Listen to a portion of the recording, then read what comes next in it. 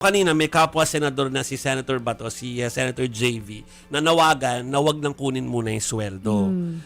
Is that a solution or talagang dapat manggaling dun sa kay Paano ba Senator dapat ang Bato? trato? Oo. Oo. Yan po ay, I don't want to second guess Yeah.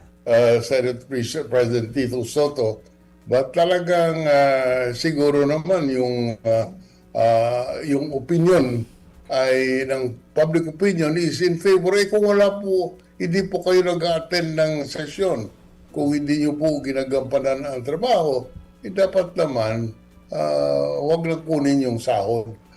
Okay.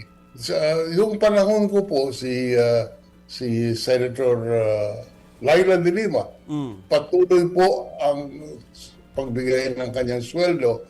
Dahil po naman nagtatrabaho siya, may mga bills na pinafile.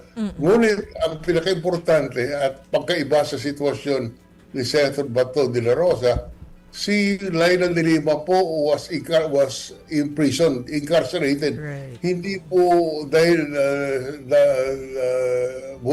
on her own volition. Yeah. Hindi po sa kagustuhan niyang huwag mag-attend ng hearing. Yan po ay pinatulan siya ng imprisonment, detention without bail.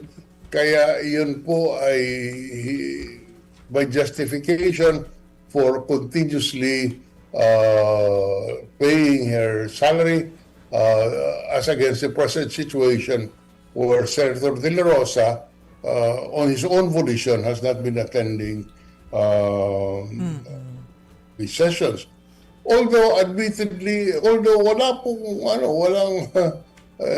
walang batasan or walang reglamento sa Senado na sinasabi, pag hindi ka nag-attend, hindi ka susweldohan.